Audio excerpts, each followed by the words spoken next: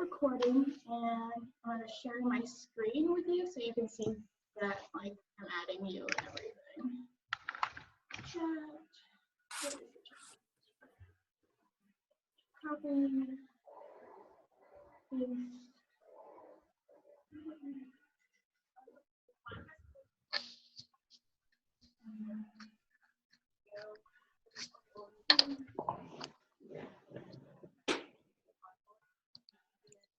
Doing logistics stuff, and also usually I find like I often wait the first 5 minutes for people to join and stuff like that, just because people are getting home and whatnot. So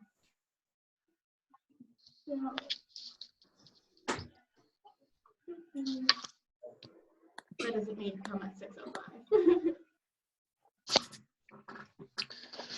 So are all of his reading assignments as long as the ones for tomorrow? Usually, yeah. But actually, I would recommend that you guys don't do the Thursday readings on like Wednesday and stuff like that. You wait till the weekend, because Thursday test is going to be on the lecture rather than the readings, and so really you should just be reviewing the lecture, if anything. Got it. Okay, and okay, so I'm sending you guys an invitation to the Google Drive, and there is a doc right here where everyone else has filled out their information of how to add. It's still kind of loading right now, and so you guys are just going to add your names, and that's where I share it with my administration, who will add you guys on your student center. So you guys will be everybody will be added by the end of the week. And we're supposed to we're gonna add ourselves, right? Or no, we're gonna add you, but so right now I just need you guys to use this Google Doc that I'm sharing with you to input your information. That way I can send that and then get you guys enrolled. Make sense? Cool. Okay, and then there's another document that I have shared with you guys, and it's just where to put your SAC username. But actually, I think when I add you guys to the student center, I won't have to do that. So actually, ignore that. Sorry. But yeah, okay. So make sure you guys do that, and if you have any questions, please ask me, and I can make sure that your information gets added and you get added to the course. Apologies, I'm sending my Gmail account so that way it'll sync up without having to go through my SAC link. Okay.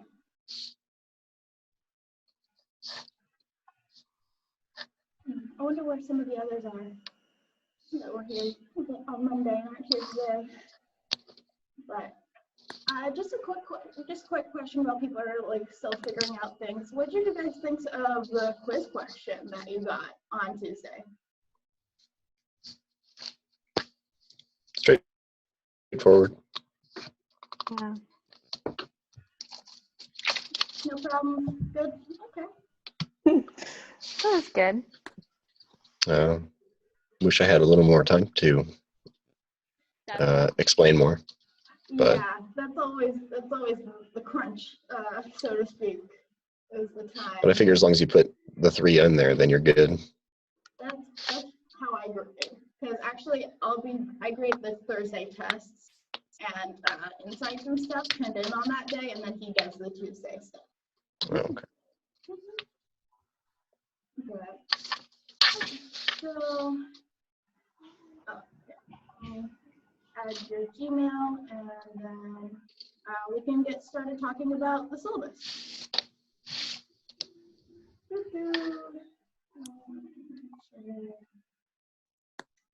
I make sound effects when I'm doing things. It's just kind of how I am. So do's and oops and things are kind of normal. Weird, but so all right. let's go through the syllabus. All right. So as you guys know, this is an SI, it's a supplemental instruction course. And so just for you to know that my office hours are going to be Monday, Wednesday, 11:30 to 12:30 p.m. And then Professor Friedman's hours are right before the 9 o'clock class. So that's 8 to 8:50 now, 8 to 8:09 or so.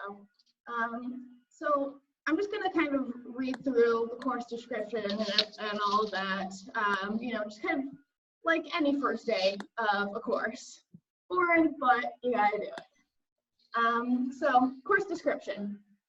This is a 1-unit, credit, no credit, collaborative learning course designed to help improve your study efficiency, test performance, writing competency in Govt 1. This is not a lecture course. I'm not here to teach you information. I'm here to help you understand the information. So if you guys don't do the readings, it's not my job to explain to you what the whole content of the readings are. I'm here to discuss it with you. Students will interact with the instructor and each other directly in a discussion format to review reading, prepare for exams, and improve writing skills. Students will have the opportunity to ask questions regarding lectures and assignments as well. Prior to exams, in-depth review sessions will be held to help the group prepare for the course. This course is centered on student success. The schedule of topics and dates will follow the schedule outlined in Govt 1 syllabus. So what this course is not. First and foremost, it's not a remedial course. It's going to start off easy in the beginning, but become more difficult as the course continues, just like the lecture.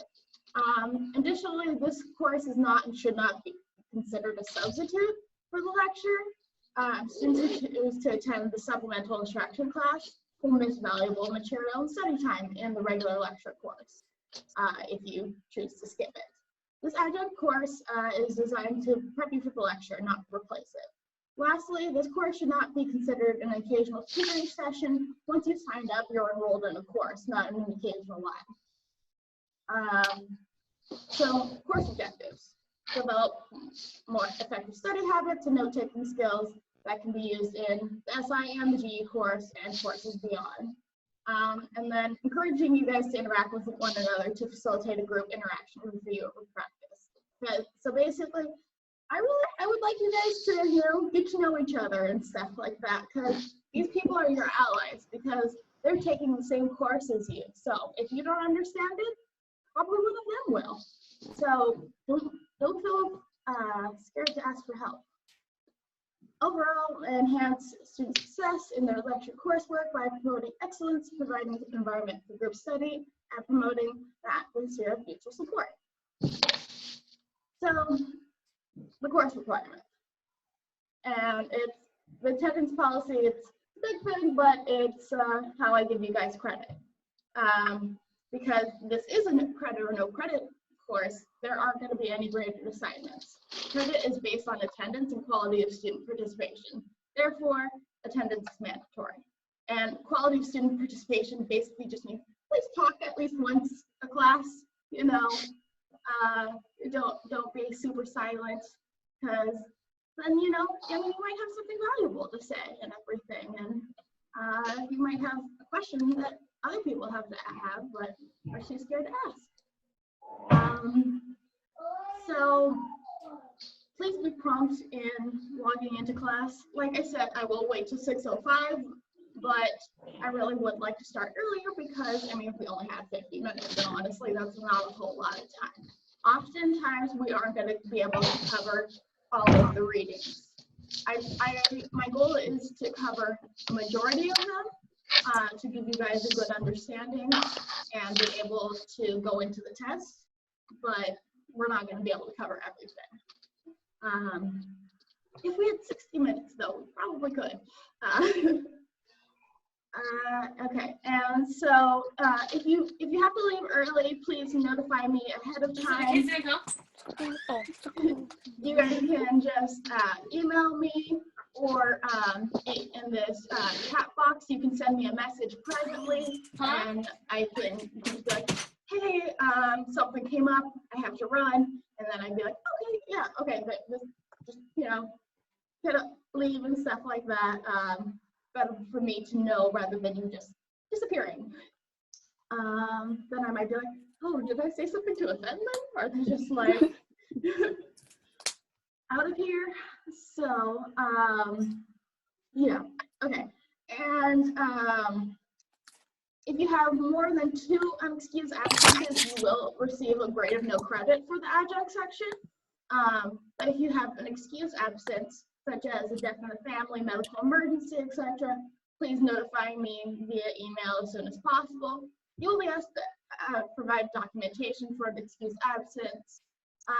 Attendance requires 1, that you are logged on and paying attention for the full 50 minutes, and 2, that you submit a question or comment you have about today's reading before the meeting to a Google Drive folder I will give you all access to.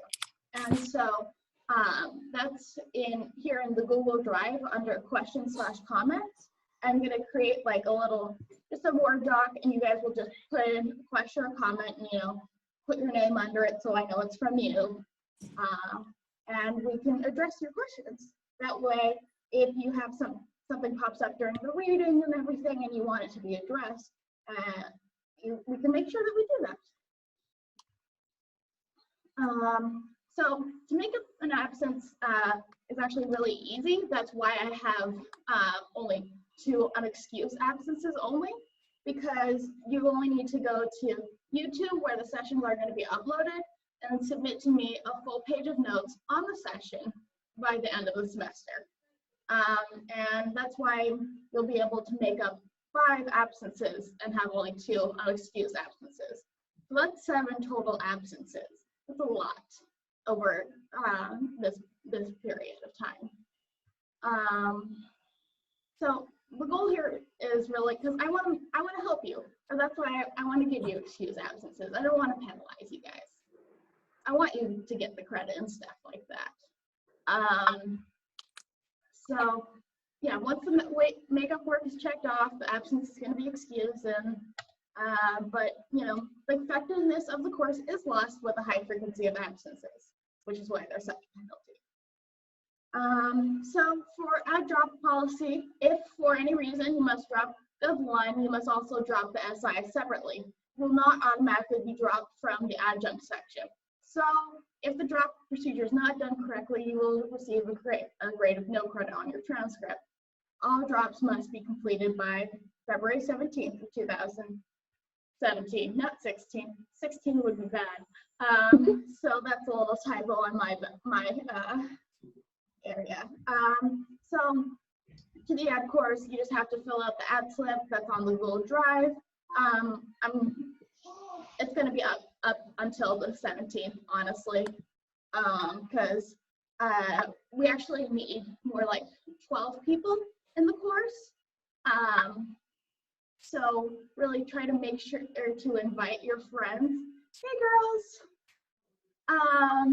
And so yeah, because also if when we have a good amount of people, then we can actually have a good discussion going. And for people that just came in, you guys can watch the beginning of the session on YouTube and everything. And so right now we're talking about adds and drops. So you'll only be added if you don't have any academic holds. But you know, if you have any reason you must drop the Gov1 course, you have to do this, drop SI2. And so in order to drop the SI course, you have to notify both me and the Peer and Academic Resource Center, PARC, in Lassen 2200, because you have to go there to actually be dropped from the course. You can't do it on your student center, because you don't want to have 1 unit of no credit on your transcript just because you couldn't properly drop this. And so you gotta do it before February 17th. And communication is key. I'm not going to be offended if you need to drop this course or if you feel you don't need it to be successful. I encourage you to look at the material ahead before making this choice, though, because there are some really thick readings that we're going to have to do. You know, stuff written by Hamilton and Madison, not your J.K. Rowling. Brian, you have a question? Yeah, you said that if, you know, for whatever reason, we don't get enough people in this, will it drop us automatically? No. So, Okay. Well, actually, yeah, because the course would be canceled and stuff like that. Okay. But should we visit Park anyway to make sure that it was done correctly? yeah, definitely. If it actually becomes canceled and stuff like that. Okay. There's a very low likelihood that will happen. One, because I am the only government person for SI, and Friedman, it kind of helps me keep my job a little bit because I am his TA. So I want to say don't worry about the numbers, but please try to encourage people, because then we'd be much better off. Okay. And does anybody else have any questions so far? Okay. So class policies, please come each day with your textbooks, notes, and syllabus. You don't really need your syllabus, but please complete the reading assigned by Professor Friedman. And so I would say that requirement is more pertinent for Monday class, because that's when we're going to be going over readings. Because as I was kind of telling Brian earlier, Thursday you're going to be tested on the lecture, and so it would probably be wise for you to do the Thursday and Tuesday reading on the weekend and not do the Thursday reading on Wednesday, because it make more sense for you to review the lecture, because that's what you're going to be tested on. And that's what we're going to be reviewing. So yeah, basically just have the reading done for Monday, and just be prepared to talk about the lecture on Thursday. If you fail to come prepared without your materials or without having read, I might ask you to leave for the day. You're required to send me a question or comment on our day's readings before our session at 6. Just do that in the Google Drive. And please respect your peers. Turn off your phones and leave them in your bags for the 50 minutes that we have. And this will include, of course, no texting or checking messages, and no composing or checking email. And so the use of personal computer, obviously, you can use it to do the Zoom and everything, but please don't be on Facebook while having Zoom open as well, because then you're not actually fully engaged, and that's kind of rude to your peers. And if you violate these rules, I will ask you to leave that day. So, and also, everyone is entitled to share their opinions without fear of reprimand.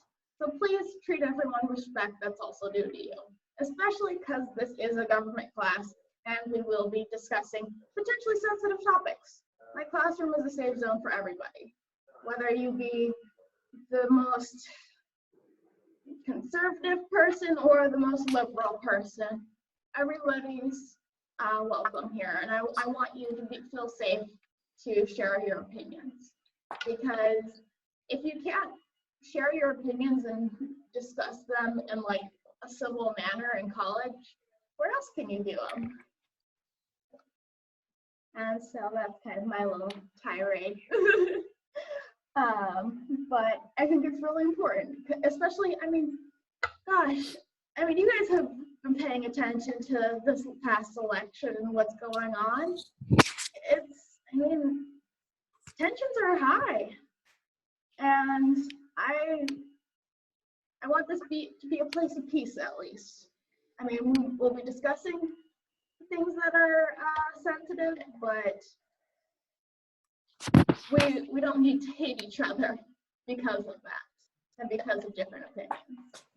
Because that's what divides us, is hate and demonization. And so also reasonable accommodation policy. If somebody has a disability or require accommodations, you need to provide disability documentation to Services for Students with Disabilities, SSWD. For more information, please visit the SSWD website, and they're located in Lassen Hall 1008. And please discuss your accommodation needs with me after class or during my office hours early in the semester. And so along with the park, there is the Writing Center for free one-on-one help for writing in any class. You can go to Calaveras 128, or you can go to Park in Lassen Hall 2002. So yeah, that is the syllabus. Does anybody have any questions, any concerns? Actually, I have a question. Yeah, go for it. The required limit that we need for this class, and do you really think that it will be dropped if we don't get 12, or do you think we will by then, or? Honestly, I think we will by then, also because we have till the 17th, and you guys will have a lot of quizzes and tests between that. And honestly, the quizzes are going to get harder. They're going to be more detailed. And so I think we will have more people join us.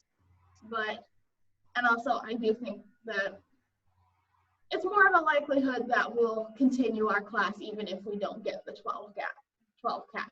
Because last semester was the pilot of the online system. So this is actually only my second semester doing this with Zoom and the web conference. And we only had, we only had like 8 active students and like 10 delayed students. And that's why delayed students aren't a thing, because they weren't really participating. They just kind of got a free unit. And so basically, don't worry, we have a lot of time, but encourage people to join. I have a question about attendance. I'm sorry. I was stuck in traffic and couldn't get to the computer until like 10 minutes ago.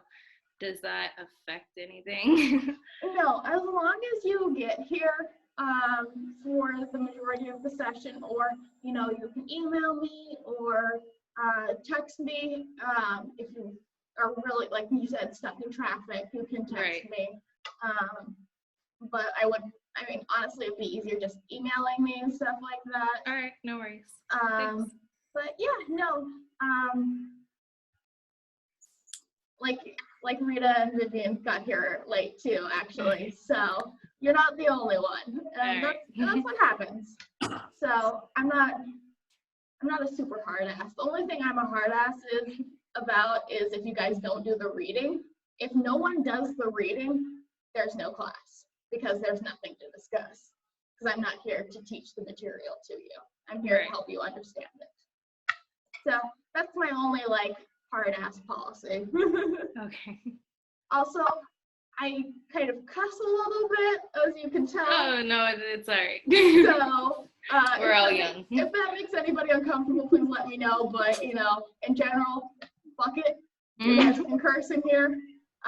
Like I said, we're going to be talking about sensitive stuff. We need to have something to relax and ease the tension. So yeah. Do you guys want to talk about any of the readings or the quiz question? Because I know I kind of asked the people who were here initially and stuff like that, but were you guys okay with the quiz question? I wasn't okay with the time. I mean, it was not enough for me to collect my thoughts. I was like, I don't know what I'm writing. But yeah, that was new. The time was new. Yeah. I found him cutting it off, and I was like, wait, I'm like maybe 2/3. What? Yeah, it was just the time that I had a problem with. Yeah, and unfortunately, that's kind of a stuck thing, and that's one reason why I was like that's why I do the 1 minute warning, because I know it's going that 5 minutes may drag on for us, but it's so quick for you guys. But kind of like some others said, the more important thing was to just get like the 3 values down, rather than explaining them all. Because that was kind of the core of the question. Okay. So if you feel like, Sorry. hey, it's life. And also, if you guys need to like cook or make dinner and stuff at this time, like, Oh man. it's 6 o'clock, guys. So as long as you just have like the camera like facing you and you can hear what's going on, that's totally cool. Cool. Because I want to get in the way of people and food because I get hangry. So I had a quick question about the test. yeah. So on this homepage, it says that it will cover the lectures of Thursdays and Tuesdays. Will it not cover the readings? No, it's just the lecture. Okay. So that's why I was saying, like, you don't really need to worry about the readings that are assigned on Thursday because you're going to be tested on them on Tuesday. So the tests are only based on the lectures and what he says rather than the quizzes whether it's based on the readings. Yep. Okay. So, all right, we actually have 20 minutes. And so I think if you guys don't have any other questions, we should probably discuss the lecture and everything, because that's what you're going to be quizzed on. So we primarily talked about the inauguration speeches. And so let me see if maybe I actually didn't open up the question comment folder, so let's see if anybody typed anything. Nope. So you guys, next time, write some questions. That way we have stuff to talk about.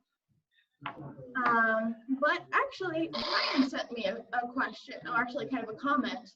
And so I'm gonna read it out to you, and kind of just tell me what you think and if you agree with his statement.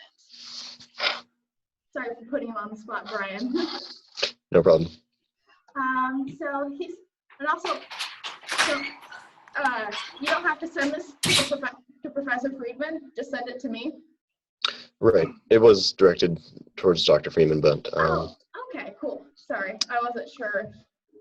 I just thought it'd be good to include you in case we wanted to discuss it here, actually. So it worked out. Yeah, actually, that is excellent. Okay, so in the analysis of the presidential inaugural speeches, you pointed out the language of Trump reflected in the separation of us as citizens and the royal we of the executive office. When I first read his words, I thought it was just his way of calling us to do our duty as citizens and to uphold democracy. The only way I would have noticed the difference in the you-we language is if I had listened to his speeches instead of reading them. It seems to me that this argument is not without supporting evidence, but it could also be interpreted as a lack of communication skills, as Trump has demonstrated on multiple occasions. He could be, as my non-orator is, completely unaware of his language. His language creates an impression of anti-democratic views. It could also be an indicator that he is a crude businessman who will be hard-pressed into viewing the presidency as anything other than a company to be run, which also explains his mentality as boss versus president.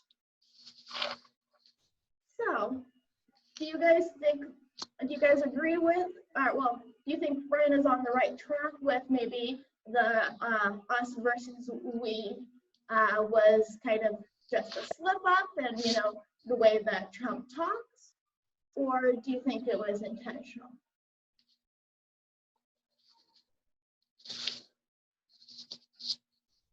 Good question. That is a really good view. Yeah, I kind of thought about it, but also I've seen his other rhetoric where he has he's used it before, and he's just like, I will be your voice and I will be your champion and stuff.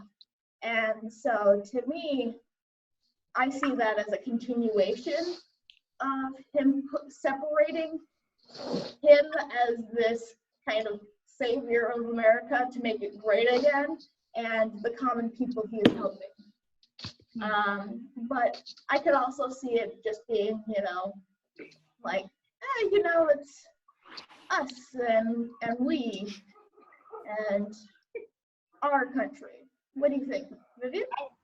I think with the impression he has right now, he should have been more responsible with how he should have delivered his message, because it could have come across as, separation of me versus you type thing. And he should have used we because he is now the president.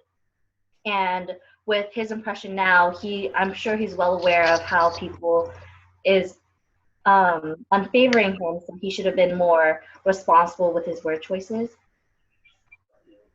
Yeah, that's a really good point. What do you think? What do other people think? Brian?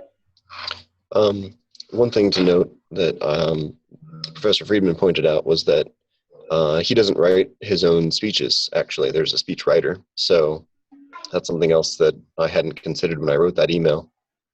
That kind of changes things because, in some regard, I feel like, yes, he should be aware of his language, but people who aren't orators don't really think about that kind of thing. And so if it's just Donald Trump talking, then that's just him. But if somebody's writing this for him, then it's been reviewed multiple times, which would make sense, and it is. And that sends a different message to, the recipient that, hey, this is something we've thought about, actually. It's not something that's just a character trait of the person giving the speech. Yeah. Does anybody have a response to that?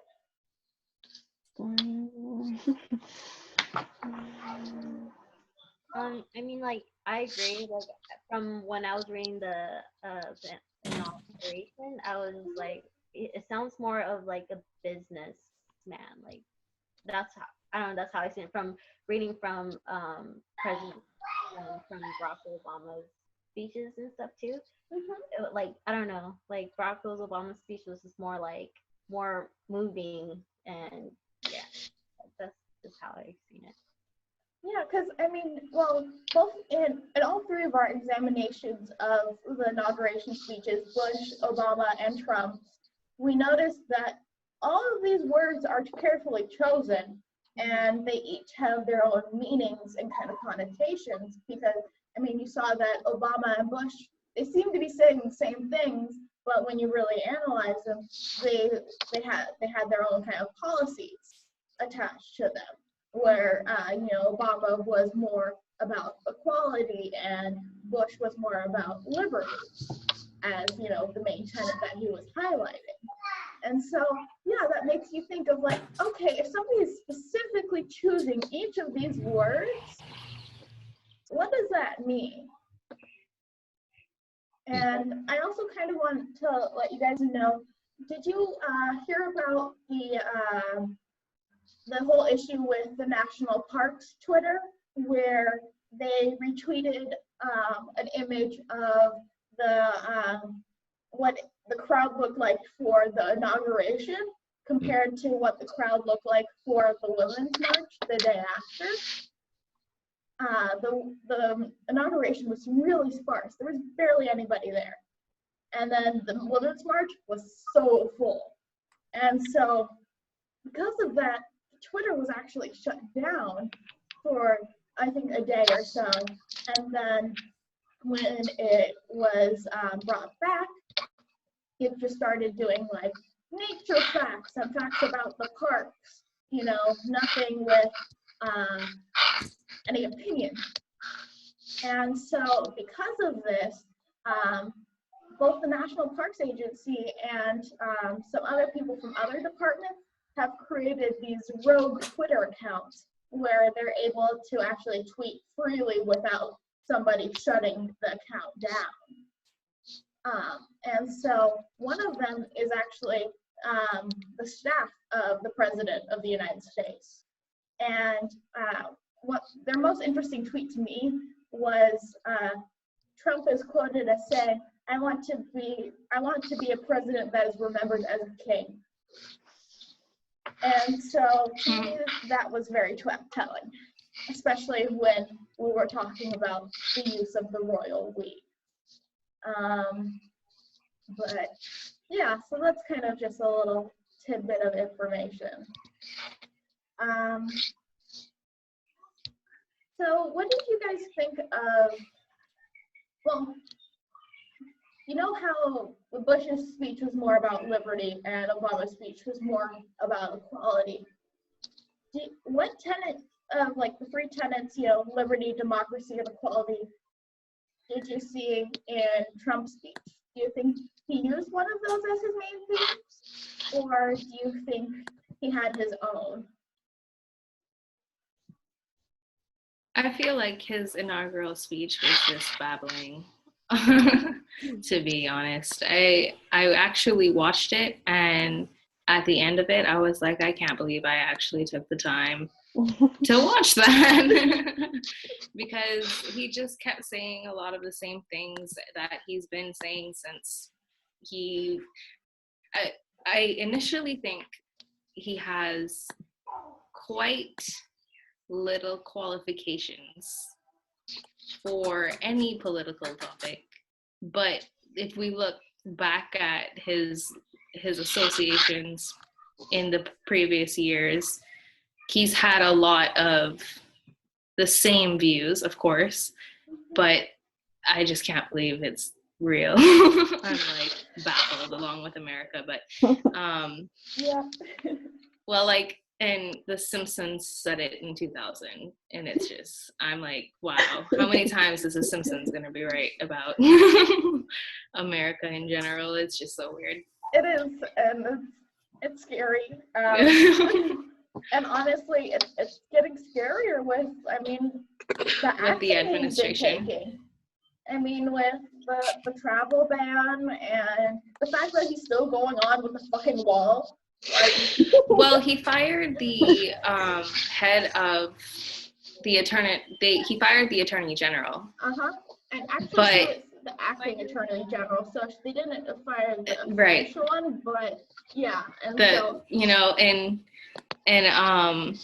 I was watching The Daily Show, and they were like, he didn't even do the "you're fired" moment, and that's like the only reason half of America voted for him. It's awesome. Yeah, the Daily Show, on point as always. Yes.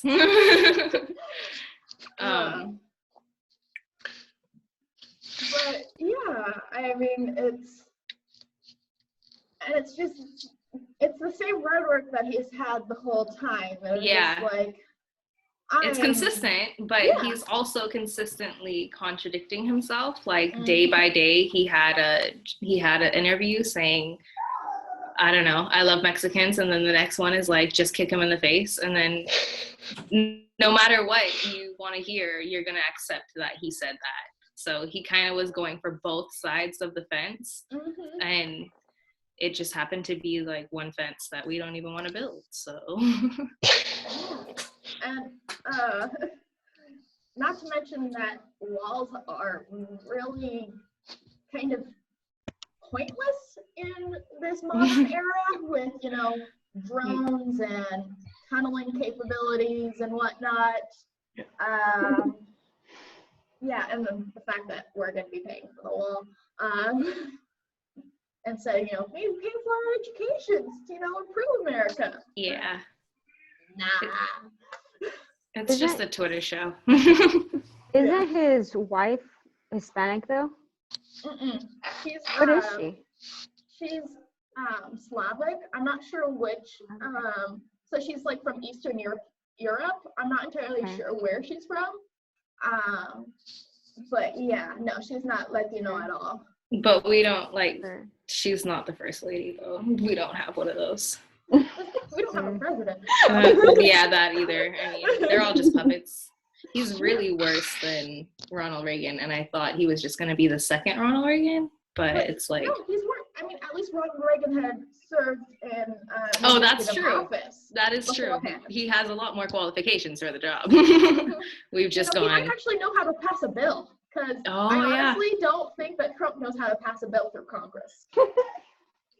I would like to ask So him that good. question. Oh, there's something that I wanted to ask about that was brought up. Yeah, for sure. I wasn't completely sure about. June? Did Trump actually ban the abortion? I'm sorry, what was that? Did Trump ban abortion like recently? No. So, that's kind of, so what he did was he reinstituted a thing called the Mexico City policy, which is a policy actually Ronald Reagan came up with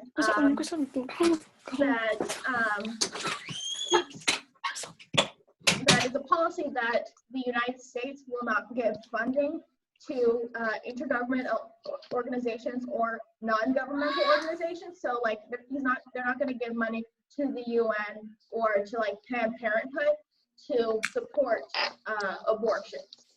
And so basically any agency that helps women with contraception and abortions, and actually the thing that's actually really worrying with Trump is that he expanded the policy to include family planning, and that is contraception, and so he's expanded from just abortion to contraceptive and family planning, and so that's why it's more of a kind of dangerous thing, because he's going farther.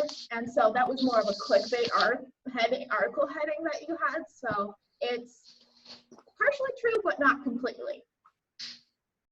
So I think, for example, there might be kind of a lack of funding to maybe, I think, the World Health Organization, because they would possibly be providing women with emergency contraceptive, abortion, and whatnot.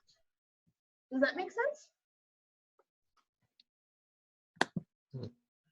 All right. Let me see what time it is. Okay, 44. So we have 6 minutes till. Is there anything that you guys want to go over that you don't think we addressed properly, or how are you feeling?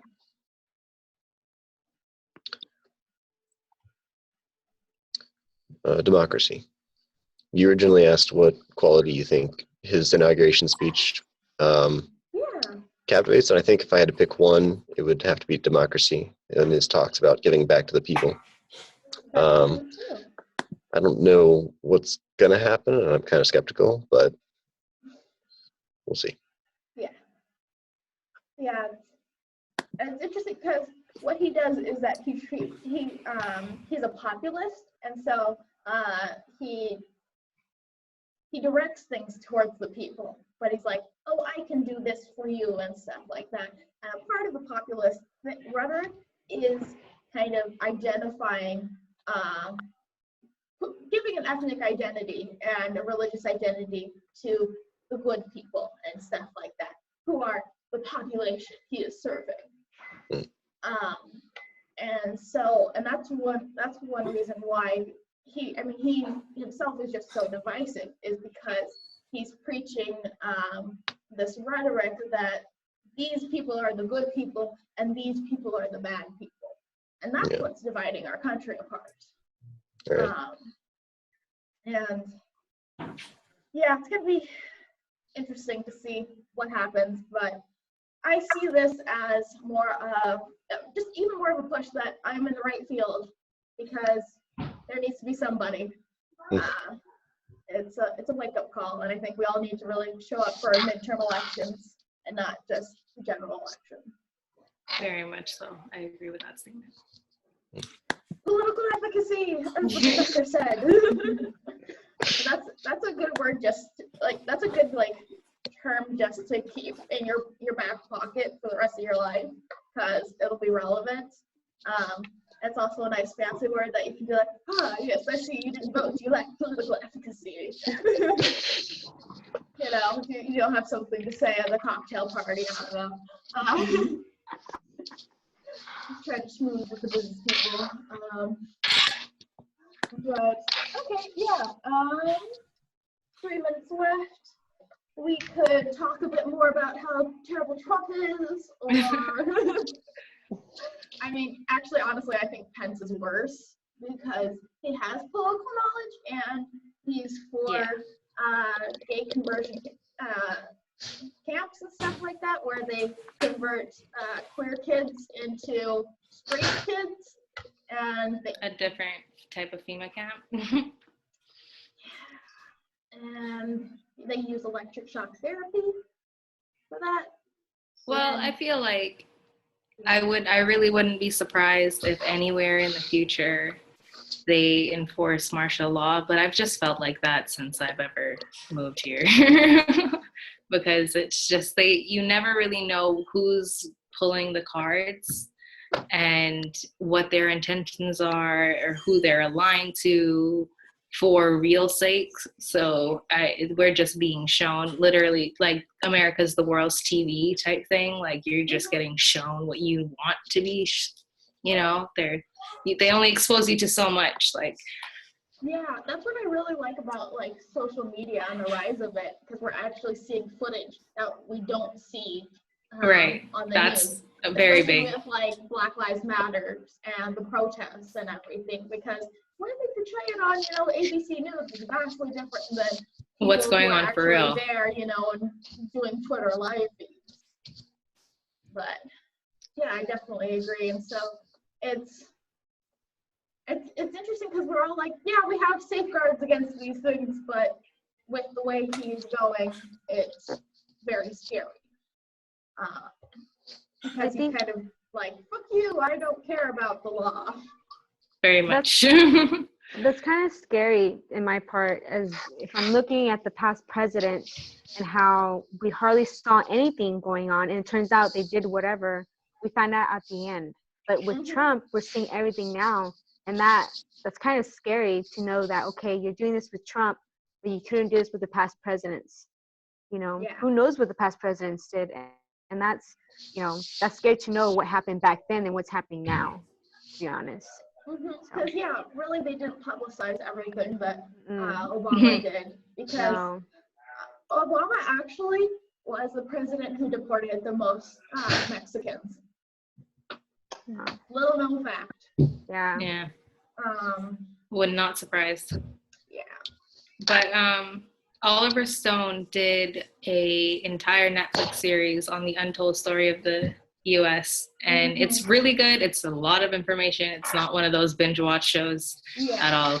It's but that actually, like he said, his daughter was going to school and her textbooks didn't say anything that was actually going on, and he's done videos and movies from years and like liberal stuff, like years and years of history of his work. So I think that's very key, and I'm glad I watched that before taking this class. But it's just unfortunate that now we have a Trump, because it kind of throws everything in a ball. Like, it does. Now what do we do? What we do is we resist. Very we much stand together and we resist, because that's the only thing we can do. Yeah, or, you know, if it gets really bad, then revolution. But we really don't want to be like the French. So it's like, that's our last ditch effort, revolution. But if we can salvage things, you know, that's the better route. But okay, guys, we're actually a minute past. Any other questions or concerns? All right. I shall see you all tomorrow, or see you on Monday. Have a good weekend. Bye. Bye. Bye.